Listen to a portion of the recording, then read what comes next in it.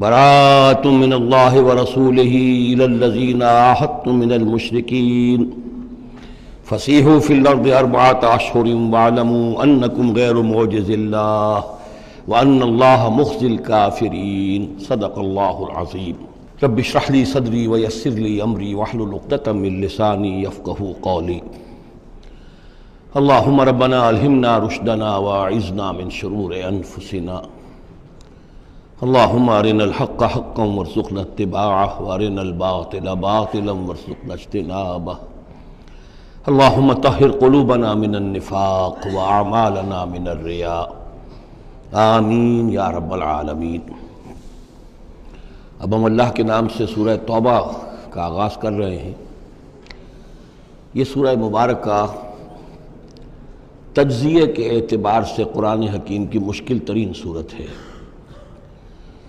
اس میں کئی خطبات ہیں جو مختلف مواقع پر نازل ہوئے ہیں، اور چونکہ قرآن مجید میں یہ چیز محفوظ نہیں ہے کہ کون سا خطبہ کس وقت نازل ہوا، اس کے حوالے سے بڑی تحقیق کی ضرورت ہوتی ہے، اور جن لوگوں نے اتنی تکلیف گوارا نہیں کی ہے وہ بہت سے مغالطوں میں خود بھی مبتلا ہوئے ہیں اور دوسروں کو بھی مبتلا کیا ہے۔ بہرحال پہلی بات تو یہ سمجھیے کہ یہ سورہ مبارکہ دو بڑے بڑے حصوں پر مشتمل ہے۔ پہلا حصہ پہلے 5 رکوعوں پر مشتمل ہے اور دوسرا حصہ 11 رکوعوں پر مشتمل ہے۔ فلسفہ دین اور فلسفہ رسالت کے اعتبار سے ان دونوں حصوں کے مابین فرق یہ ہے کہ نبی اکرم صلی اللہ علیہ وسلم کی جو بعثت ہوئی تھی، براہ راست بعثت جن میں سے آپ خود تھے، یہ بعثت خصوصی ہے، بعثت خاصہ ہے کہ جو مشرکین عرب کی طرف ہے، بنی اسماعیل کی طرف ہے۔ ایک آپ کی بعثت عمومی ہے پوری نوع انسانی کی طرف۔ آپ دو بعثتوں کے ساتھ مبعوث فرمائے گئے۔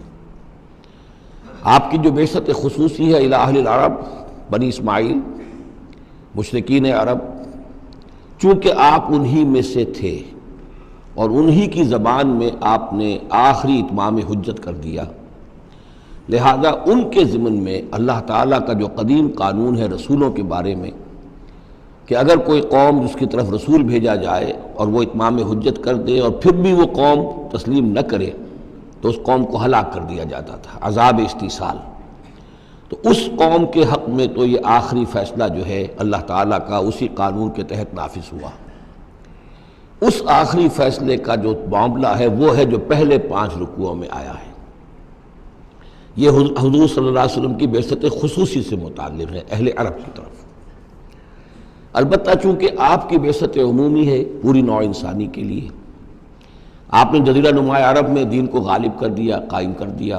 بعثت خصوصی کا تو گویا کہ آخری مقصد آخری درجے میں مکمل ہو گیا، لیکن یہ بعثت عمومی کے کام کا آپ نے آغاز فرمایا ہے صلح حدیبیہ کے بعد۔ آپ نے 7 ہجری تک کوئی مبلغ، کوئی داعی کہیں باہر نہیں بھیجا، جب تک کہ جزیرہ نما عرب میں اس حد تک کامیابی نہیں ہو گئی کہ قریش نے آپ کو تسلیم کر لیا اور آپ کے ساتھ صلح کی، تو جس کو کہ اللہ تعالیٰ نے انا فتحنا لک فتحا مبینا قرار دیا ہے، اس وقت تک آپ نے اپنی پوری توجہ، آپ نے پورا وقت، اپنی ساری صلاحیتیں، اپنی قوتیں مرکوز رکھی ہیں جزیرہ نما عرب کے اندر۔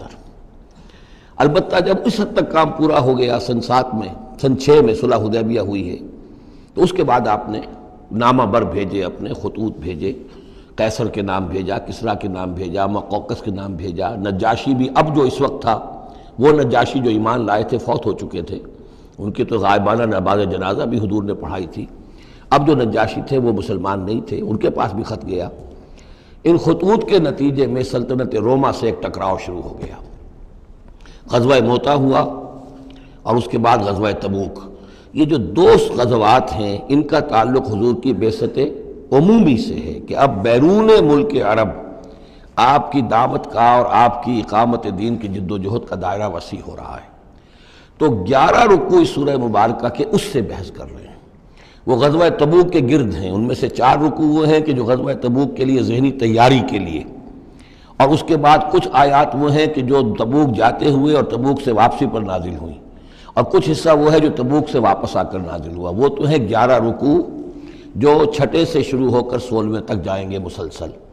البتہ پہلے 5 رکوع وہ ہیں کہ جن میں اندرون جزیرہ نما عرب، اندرون ملک آپ کے جو مشن تھا اس کی تکمیل کا جو آخری مرحلہ تھا اس کا اعلان ہو رہا ہے۔ اب یہ جو 5 رکوع ہیں ان میں بھی ایک عجیب تقسیم ہے۔ ان میں 2 رکوع وہ ہیں کہ جو سن 8 ہجری میں فتح مکہ سے قبل نازل ہوئے ہیں، ان میں تیار کیا گیا ہے مسلمانوں کو فتح مکہ کے لیے کہ وہ نکلیں، اور ساری رد و قدا ہو رہی ہے کچھ لوگوں کی طرف سے، کچھ منافقین کی طرف سے، کچھ سادہ دل مسلمانوں کی طرف سے، نیک دل مسلمانوں کی طرف سے، کچھ ایسے لوگوں کی طرف سے کہ جن کے وہاں رشتہ دار ہیں کہ اب اگر جنگ ہوگی اور جا کر ہم حملہ کریں گے مکے پر تو اس سے یہ ہے کہ ان رشتہ داروں کو بھی غضب پہنچے گا۔ کچھ ایسے مسلمان تھے جن کی فیملیز وہاں تھیں اور انہیں اندیشہ تھا کہ وہ کہیں جب یہ چکی پیسے گی تو کہیں گندم کے ساتھ گھن بھی نہ پیس جائے۔ تو ایک رد و قدا ہے جو ان 2 رکوعوں میں آپ کو ملے گی کہ جو نازل ہوئے ہیں سن 8 میں فتح مکہ سے قبل، اور 3 رکوع وہ ہیں کہ جو نازل ہوئے ہیں سن 9 میں ذی قعدہ کے بعد۔ اور یہ جب کہ فتح مکہ ہو چکا، اس سال حضور نے حج نہیں کیا، پھر اگلے سال آپ نے بھی دوبارہ حج نہیں کیا، لیکن آپ نے ایک قافلہ بھیج دیا تھا کہ وہ جائے، اور اس کے امیر کی حیثیت سے حضرت ابوبکر صدیق رضی اللہ تعالیٰ عنہ تھے امیر الحج۔ لیکن جب وہ قافلہ روانہ ہو چکا تھا ذی قعدہ سن 9 میں، تو پھر وہ آیات نازل ہوئیں کہ جو 3 رکوعوں پر مشتمل ہیں، جن میں آخری اعلان کیا گیا ہے کہ اب آئندہ یہاں کوئی عرب، کوئی مشرک حج کے لیے نہیں آئے گا۔ سن 9 کا حج وہ مشترک تھا، اس میں اہل ایمان بھی تھے اور اہل شرک بھی تھے، مشرکین مکہ بھی تھے، ان کو بھی اجازت تھی۔ اور وہاں اعلان کیا گیا کہ آئندہ مشرکین کے ساتھ اللہ کا کوئی معاہدہ نہیں ہے، اور ایک مہلت دی جا رہی ہے اتنے وقت معین کی، اس کے اندر یا تو وہ اسلام لے آئیں اور یا ان کا قتل عام ہو جائے گا۔ یہ سخت ترین آیات ہے قرآن مجید کی کہ جو اس حصے میں نازل ہوئی ہیں، لیکن اس کا فلسفہ سمجھ لیجئے، یہ قائم مقام ہے اس عذاب استیصال کے، جو عذاب قوم نوح پر آیا، قوم ہود پر آیا، قوم صالح پر آیا، قوم شعیب پر آیا، سدوم اور عمورہ کی بستیوں پر آیا، آل فرعون پر آیا، وہ اب مشرکین عرب پر اس لیے آنا ضروری تھا کہ ان کی طرف حضور بھیجے گئے، انہی کی زبان میں کتاب اتار دی گئی، ان پہ اتمام حجت ہو گیا، حق مبرہن ہو گیا۔ اب اگر وہ ایمان نہیں لا رہے ہیں تو عذاب استیصال کے مستحق ہو چکے ہیں۔ البتہ یہ کہ انہیں پہلی قسط جو دی گئی عذاب کی وہ تو غزوہ بدر کی شکل میں تھی، اب آخری یہ ہے کہ چیلنج کر دیا گیا کہ اب اتنی مدت کے اندر اگر تم ایمان لے آؤ گے تو تمہاری خیریت ہے، نہیں لاؤ گے تو تمہیں قتل کر دیا جائے گا۔ اور اس میں خود بخود امپلائڈ تھی یہ بات کہ اگر تم نہ ایمان لانا چاہو نہ قتل ہونا چاہو تو جزیرہ نما عرب کو خیر بات کہہ کے چلے جاؤ، جہاں سینگ سمائے چلے جاؤ، اب عرب میں نہیں رہ سکتے۔ اس جزیرہ نما عرب کو پاک کر دیا جائے گا شرک سے۔ تو 2 رکوع وہ 3 یہ، اب اس میں ایک اور کمپلیکیشن ہے، یہ 2 رکوع پہلے اور 3 رکوع بعد میں، ترتیب زمانی تو یہ ہے، ان 3 رکوعوں کا ایک رکوع پہلے نکال کے لے آیا گیا ہے۔ جیسے میں نے کہا تھا کہ سورہ انفال میں ایک آیت جو تھی کہ جو بڑی اہم تھی اور جو بڑی یوں سمجھیے کہ ایک حساس مسئلے پر تھی کہ مال غنیمت کا کیا ہوگا، اس کو پہلے لے آئے، حالانکہ اس کا اصل حکم، اس کی اصل بحث جو ہے وہ سورت کے اندر چل رہی ہے، جا کے وسط میں آ رہی ہے۔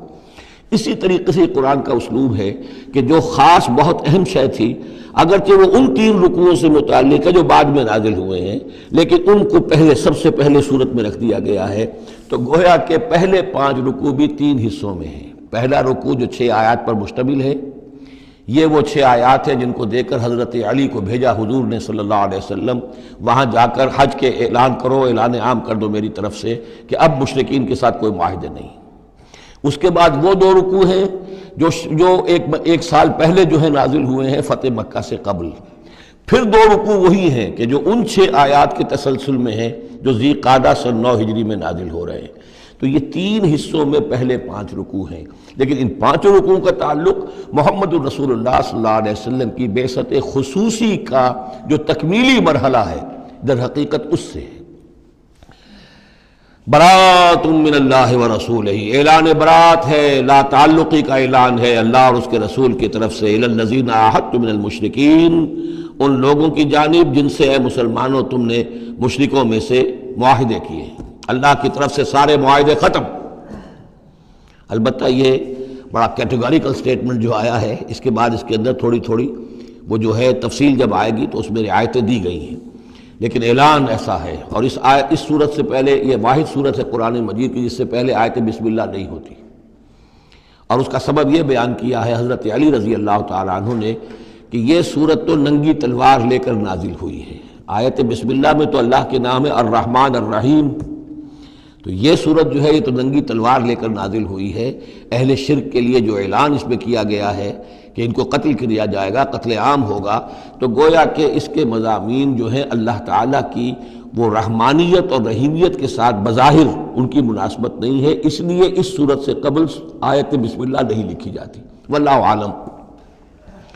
برات من اللہ ورسولہ الی الذین عاہدتم من المشرکین، اعلان برات ہے، اعلان لا تعلقی ہے اللہ اور اس کے رسول کی طرف سے ان تمام لوگوں سے کہ جن سے مسلمانوں نے معاہدے کیے. فسیحوا فی الارض اربعۃ اشہر، تو گھوم پھر لو اس زمین میں یعنی اس جزیرہ نما عرب میں 4 مہینے کی تمہیں مہلت دی جا رہی ہے. وَاعْلَمُوا أَنَّكُمْ غَيْرُ مُعْجِزِ اللَّهِ، اور جان لو کہ تم اللہ کو عاجز نہیں کر سکتے، اللہ کو شکست نہیں دے سکتے. وَأَنَّ اللَّهَ مُخْزِي الْكَافِرِينَ، اور اللہ تعالیٰ کافروں کو رسوا کر کے رہے گا. اب ان کے لیے یہ آخری جو ہے قسط جو ہے اللہ تعالیٰ کی طرف سے عذاب کی وہ آ کر رہے گی. یہ جو کیٹیگوریکل سٹیٹمنٹ آیا ہے یہ ان معاہدوں کے ضمن میں تھا کہ جن میں کوئی میعاد معین نہیں تھی، غیر میعادی معاہدے. عام معاہدہ ہے دوستی کا، نو وار پیکٹ ہے، اس کے لیے کوئی ٹائم لمٹ نہیں ہے. ان کے لیے تو کھلم کھلا کہہ دیا کہ ٹھیک ہے 4 مہینے کی ہم مہلت دے رہے ہیں، اس کے بعد ہمارا کوئی معاہدہ نہیں. اور یہ بالکل معقول بات ہے، اس لیے کہ ایک ہی دن میں نہیں کیا ہے. وہ بات بھی ہو گئی کہ معاہدہ پہلے جو ہے ان کی طرف پھینک دیا گیا، فَأَنبِذْ عَلَيْهِمْ عَلَىٰ سَوَاءٍ، اعلان کیا جا رہا ہے، اور پھر ایک دن میں اقدام بھی نہیں ہو رہا، 4 مہینے دیے جا رہے ہیں. تو یہ ہے معاملہ ان کا جو معاہدے غیر میعادی تھے جن میں کوئی مدت معین نہیں تھی. وَأَذَانٌ مِّنَ اللَّهِ وَرَسُولِهِ إِلَى النَّاسِ يَوْمَ الْحَجِّ الْأَكْبَرِ، اور اعلان عام ہے اللہ اور اس کے رسول کی طرف سے لوگوں کی جانب حج اکبر کے دن. یوم الحج الاکبر، بڑے حج کے دن. بڑے حج سے مراد حج ہے. یہ ہمارے ہاں جو عام خیال ہے کہ جمعے کو حج ہو تو حج اکبر ہے، یہ بغیر کسی بنیاد کے ہے. اصل میں عمرہ جو ہے وہ حج اصغر ہے، اور جو حج ہے وہ حج اکبر ہے. عمرہ بھی ایک چھوٹا حج ہے، تو وہاں اکبر اور اصغر اس اعتبار سے ہوتے ہیں.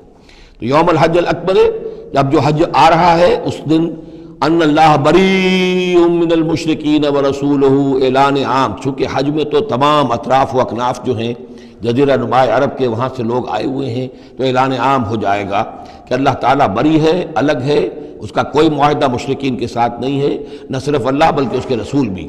وَإِن تُبْتُمْ فَهُوَ خَيْرٌ لَكُمْ، اور اگر تم باز آ جاؤ، توبہ کر لو تو تمہارے لیے بہتر ہے، اسی میں خیریت ہے. وَإِن تَوَلَّيْتُمْ، اگر تم پیٹھ موڑ لو گے، روگردانی کرو گے، فَاعْلَمُوا أَنَّكُمْ غَيْرُ مُعْجِزِ اللَّهِ، تو سن رکھو تم اللہ کو عاجز نہیں کر سکتے، تم اللہ کو شکست نہیں دے سکتے. وَبَشِّرِ الَّذِينَ كَفَرُوا بِعَذَابٍ أَلِيمٍ، اور ان کافروں کو اے نبی بشارت دے دیجئے دردناک عذاب کی. إِلَّا الَّذِينَ عَاهَدتُّم مِّنَ الْمُشْرِكِينَ، اب یہاں ایک استثناء ہو رہا ہے.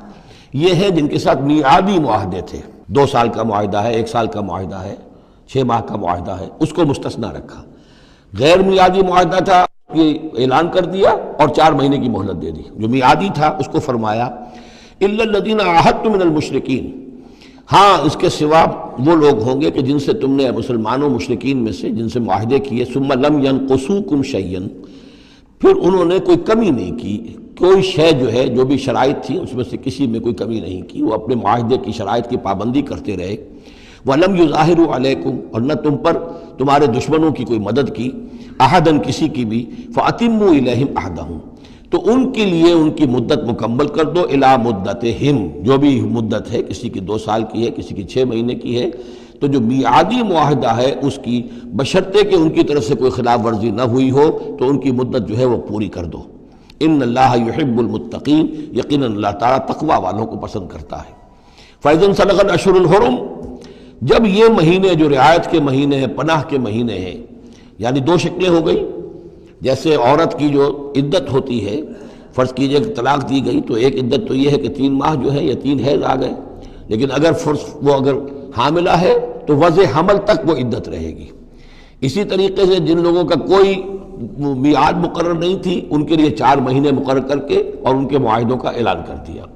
جن کی میعاد مقرر تھی کہا کہ جیسے ہی میعاد ختم ہوگی پھر معاہدہ نہیں ہوگا، اب یہ رینیو نہیں ہوگا، لیکن یہ کہ اس مدت کی تکمیل کر دی جائے گی۔ فَإِذَا انْسَلَخَ الْأَشْهُرُ الْحُرُمُ، اور جب یہ محترم مہینے سمجھ لیجئے، اس لیے کہ اب یہ ان کے لیے جو امان کے مہینے ہیں جو تمہیں دے دیے گئے ہیں، جب یہ ختم ہو جائیں گے، فَاقْتُلُوا الْمُشْرِكِينَ حَيْثُ وَجَدتُّمُوهُمْ، تو قتل کرو ان مشرکوں کو جہاں پاؤ۔ یہ سخت ترین الفاظ ہیں۔ وَخُذُوهُمْ، پکڑو ان کو، وَاحْصُرُوهُمْ، گھیراؤ کرو ان کا، وَاقْعُدُوا لَهُمْ كُلَّ مَرْصَدٍ، اور ہر جگہ گھات لگا کر بیٹھو ان کو پکڑنے کے لیے۔ یہ آخری ہے جو گویا کہ ان کی رسوائی، اب ظاہر بات ہے یہ آیات پڑھ کر سنائی گئیں، مشرکین موجود تھے، اس سے بڑی رسوائی اور کیا ہوگی؟ کس انداز میں اب انہیں چیلنج کیا جا رہا ہے؟ یہ رسوائی، واللہ مخزی الکافرین، اللہ ان کافروں کو رسوا کر کے رہے گا۔ حضرت علی کو بھیجا گیا اس لیے کہ قافلہ روانہ ہو چکا تھا، پھر یہ آیتیں اتری ہیں 6، تو ان آیتوں کو دے کر حضور نے بھیجا کہ علی جاؤ اور میرے نمائندے کی حیثیت سے حج کے اجتماع میں تم اعلان کرو، اس لیے کہ عرب کا رواج یہ تھا کہ کسی بڑی شخصیت کی طرف سے اتنا بڑا اعلان وہ کوئی اس کا قریبی عزیز کر سکتا تھا۔ تو وہ قافلہ حج جو ہے کہیں پڑاؤ پر تھا، درمیان میں حضرت علی پہنچے، امیر تھے حضرت ابوبکر رضی اللہ تعالی عنہ۔ تو جب حضرت علی وہاں پہنچے ہیں تو پہلا سوال کیا حضرت ابوبکر نے، امیر او مامور، آپ امیر بنا کر بھیجے گئے یا مامور؟ اگر تو مجھے معذور کر کے آپ کو امیر بنا کر بھیجا ہے حضور نے تو آپ یہاں بیٹھیے، میں ادھر بیٹھوں گا، لیکن اٹ مسٹ بی نون ہو از ہو، اور اگر آپ مامور ہیں میں ہی امیر ہوں تب بھی ٹھیک ہے، لیکن معلوم ہونا چاہیے۔ یہ نظم کا معاملہ ہے دین کے اندر، جماعتی زندگی، اور مسلمانوں کا حال یہ ہو گیا کہ سب سے زیادہ غیر منظم قوم دنیا میں مسلمانوں کی۔ یہاں یہ کہ آتے ہی پہلی بات یہ ہو رہی ہے امیر اور مامور، بات طے ہو جانی چاہیے۔ آپ امیر ہو کر آئے ہیں تو میں چارج دیتا ہوں آپ کو، اور مامور ہے تو مجھے معلوم ہونا چاہیے۔ ان کا مامور، میں مامور ہی بنا کے بھیجا گیا ہوں، امیر الحج آپ ہی ہیں، البتہ ان آیات کا اعلان میں کروں گا حضور کی طرف سے حج کے اجتماع میں، اس میں یہ اعلان ہو رہا ہے۔ فَإِذَا انْسَلَخَ الْأَشْهُرُ الْحُرُمُ فَاقْتُلُوا الْمُشْرِكِينَ حَيْثُ وَجَدتُّمُوهُمْ وَخُذُوهُمْ وَاحْصُرُوهُمْ وَاقْعُدُوا لَهُمْ كُلَّ مَرْصَدٍ فَإِن تَابُوا وَأَقَامُوا الصَّلَاةَ وَآتَوُا الزَّكَاةَ، پھر اگر وہ توبہ کریں، نماز قائم کریں، زکوٰۃ ادا کریں، فَخَلُّوا سَبِيلَهُمْ، تو ان کا راستہ چھوڑ دو، کھول دو، مسلمان ہو گئے۔ ان اللہ غفور الرحیم، یقیناً اللہ غفور الرحیم ہے۔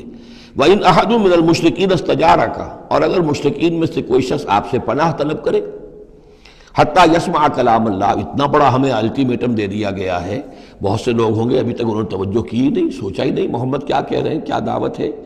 اب یہ کہ تمام جزیرہ نماء عرب کے لوگوں کو اتنا بڑا الٹیمیٹم آ گیا ہے تو وہ سنجیدگی سے سوچنے پہ مجبور ہوئے کہ یہ کیا بات ہے، کیا دعوت ہے جس کے لیے ہمیں یہ الٹیمیٹم دے دیا گیا۔